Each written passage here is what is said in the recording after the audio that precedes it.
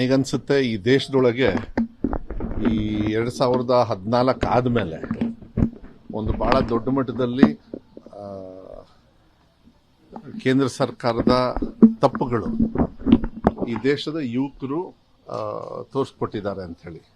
ಹಂಗಂದ ತಕ್ಷಣ ವಿರೋಧ ಪಕ್ಷದವ್ರು ಏನು ಮಾಡಿದಿರಿ ಅಂತ ಹೇಳಿ ಕೇಳ್ಬೋದು ನೀವು. ನನಗನ್ಸುತ್ತೆ ಈ 2014 ಆದಮೇಲೆ ಈ ಸರ್ಕಾರ ಬಂದಿರೋದೆ ಈ ಸೋಷಿಯಲ್ ಮೀಡಿಯಾ ತಪ್ಪು ಸಂದೇಶವನ್ನು ಸ್ವಾಭಾವಿಕವಾಗಿ ಕಳಿಸಿ ಅಧಿಕಾರಕ್ಕೆ ಬಂದು ಎಲ್ಲರನ್ನೂ ತುಳಿತಕ್ಕಂಥ ಕೆಲಸವನ್ನು ವಿರೋಧ ಪಕ್ಷದವ್ರನ್ನೂ ಕೂಡ ತುಳಿತಕ್ಕಂಥ ಕೆಲಸವನ್ನು ಮಾಡಿದ್ದಾರೆ. ಎಲ್ಲಿವರೆಗೂ ಹೋದ್ರು ಅಂದರೆ ಯಾರು ಜನಪ್ರತಿನಿಧಿಗಳು ಒಂದು ಪಕ್ಷದಲ್ಲಿ ಇರ್ತಾರೆ, ವಿರೋಧ ಪಕ್ಷದಲ್ಲಿ, ಅವಾಗ ಅವ್ರು ಕೆಟ್ಟವ್ರನ್ನ ಬಿಂಬಿಸ್ತಕ್ಕಂಥದ್ದು.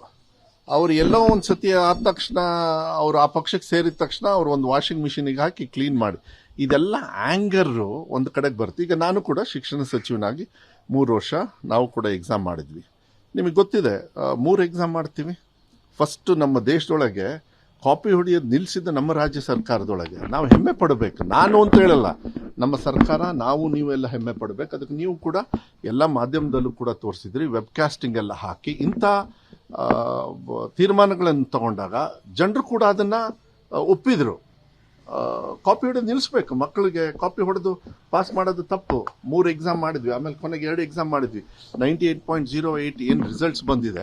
ಕೆಲವು ಟೀಕಾ ಟಿಪ್ಪಣಿಗಳು ಅದನ್ನು ಮಾಡ್ತಾರೆ, ಮಾಡ್ಕೊಳ್ಳಿ. ಆದರೆ ರಿಸಲ್ಟು ನಮ್ಮ ಮಕ್ಕಳಿಗೆ ಭವಿಷ್ಯವನ್ನು ರೂಪಿಸ್ತಕ್ಕಂಥ ಕೆಲಸವನ್ನು ಮಾಡಬೇಕು. ಆಮೇಲೆ ಜಂತರ್ ಮಂತರು ಮತ್ತು ಇಡೀ ಭಾರತ ದೇಶದೊಳಗೆ ಯುವಕರು ಎದ್ದು ಹೊರಗಡೆ ಬಂದವರು ಅವರೆಲ್ಲರೂ ಕೂಡ ಅವ್ರ ತಂದೆ ತಾಯಿಯವರೇ ಕಳಿಸಿರ್ತಾರೆ.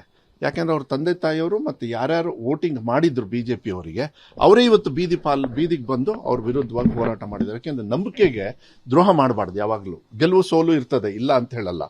ಟೀಕಾ ಟಿಪ್ಪಣಿಯನ್ನು ಮಾಡೋದು ರಾಜನಾಥ್ ಸಿಂಗ್ ಅವರೇನು, ಇದು UPA ಸರ್ಕಾರ ಅಲ್ಲ, ಇದು NDA, ನಾವು ರಿಸೈನ್ ಮಾಡಿ, ನಮಗೆ ಗೊತ್ತೇ ಎಷ್ಟು ದುರಂಕಾರ ಇರಬೇಕು.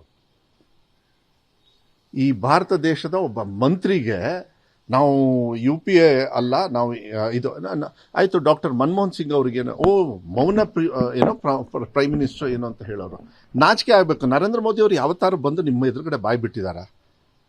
ಹೊರದೇಶಕ್ಕೆ ಹೋಗಿ ಮತ್ತೆ ದಯವಿಟ್ಟು ನಿಮಗೆ ಅನ್ಸ್ಬೋದು ಏನಪ್ಪ ಹಿಂಗೆ ಹೇಳ್ತಾ ಇರ್ತಾರಂತ. ಹೊರದೇಶಕ್ಕೆ ಹೋಗಿ ಹಲ್ಕಿಸಿತಾರೆ, ಕೈ ಅಗಲ ಮಾಡಿ ಎಲ್ಲರನ್ನೂ ಒಪ್ಕೊಳ್ತಾರೆ. ನಮ್ಮ ಭಾರತ ದೇಶದವ್ರನ್ನ ಯಾರನ್ನಾದರೂ ಯುವಕರನ್ನ ಇಲ್ಲಿ ಯಾರಿಗಾರು ಒಂದು ಸಂತೋಷದಿಂದ ನಗುಮುಖದಿಂದ ನೋಡಿರ್ತಕ್ಕಂಥದ್ದು ಏನಾರು ನೋಡಿದ್ದೀರಾ? ರಾತ್ರಿ ಎದ್ದು ವಿಡಿಯೋ ಮಾಡ್ತಕ್ಕಂಥದ್ದು ವ್ಯವಸ್ಥೆನ ಇವತ್ತು ಯುವಕರು ನರೇಂದ್ರ ಮೋದಿ ಅವ್ರಿಗೆ ತಂದಾರೆ ಅಂತ ಹೇಳಿದರೆ ಅವ್ರ ಶಕ್ತಿ ಏನು ಅಂತ ಹೇಳಿ, ಅದನ್ನು ವಿರೋಧ ಪಕ್ಷದವರು ಆ ಫೋರ್ಸ್ನ ಹಾಳು ಮಾಡಬಾರ್ದು. ಇದು ಗೆಲುವು ಬಂದೇ ಬರ್ತದೆ. ಅವ್ರ ಜೊತೆಗಿದ್ದು ಮತ್ತೆ ಅದಕ್ಕೊಂದು ಪೊಲಿಟಿಸೈಸ್ ಮಾಡಬಾರ್ದು ಅಂತ ಹೇಳಿ ಹೊರಗಡೆ ಇದ್ದು ಅವರಿಗೆ ಸಹಕಾರ ಮಾಡಿರೋದು ಭಾಳ ಗೌರವಪೂರ್ವಕವಾಗಿ ಮಾಡಿದ್ದಾರೆ.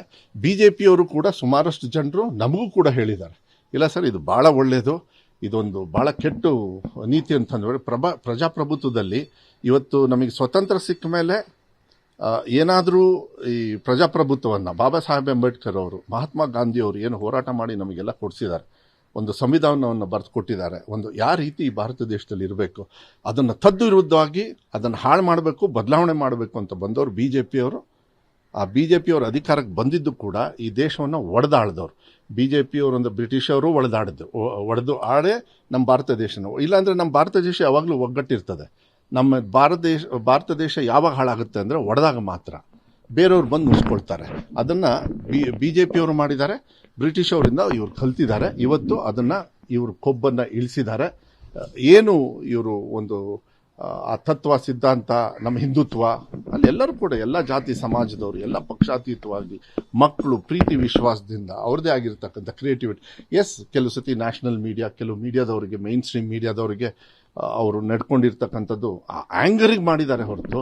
ನಾನು ನಿನ್ನೆ ನೋಡಿದೆ, ಇವತ್ತು ಬೆಳಗ್ಗೆ ನೋಡ್ತಾ ಇದ್ದೆ ನಾನು, ಅವರಿಗೆಲ್ಲರಿಗೂ ಹೋಗಿ ಕೈ ಹಿಡಿದು ಸಾರಿ ಅಂದು ಒಂದಿಬ್ಬರಿಗೆ ಕಾಲಿಗೆ ಬಿದ್ದುಬಿಟ್ರು ಅವರು. ಸಾರಿ, ಆ ಆ್ಯಂಗರಲ್ಲಿ ನಾವು ಹಂಗೆ ಮಾಡಿದ್ವಿ ಅಂತ. ಮಕ್ಕಳಿಗೆ ಒಳ್ಳೆ ದಾರಿ ಇದೆ, ಅವ್ರ ಹತ್ರ ಒಳ್ಳೇದು ಇದೆ, ಆ್ಯಂಗರು ಇದೆ. ಆ ಆ್ಯಂಗರ್ನ ಬೀದಿಗೆ ತರಬಾರ್ದು. ನಾನು ಹೇಳ್ತೀನಲ್ಲ, ಈ ದೇಶದಲ್ಲಿ ಎಜುಕೇಷನ್ ಸಿಸ್ಟಮ್ನ ಕೊಡಿ. ಖರ್ಚು ಮಾಡೋದನ್ನ ಎಷ್ಟು ಖರ್ಚು ಮಾಡ್ತಾರೆ? 1.5 ಲಕ್ಷ ಕೋಟಿ. ನಾವು ಸುಮಾರು 11% ನಮ್ಮ ಬಜೆಟ್ ಏನಿದೆ 11% ಸಿದ್ದರಾಮಯ್ಯ ಸಾಹೇಬರು ಮುಖ್ಯಮಂತ್ರಿಗಳಿದ್ದಾಗ, ನಾನಿದ್ದಾಗ 33,000 crores ಖರ್ಚು ಮಾಡ್ತಾ ಇದ್ದೆ. ನಾನಿವಾಗ 44,000 ನಾವು ಎಜುಕೇಷನಿಗೆ ಖರ್ಚು ಮಾಡ್ತೀವಿ.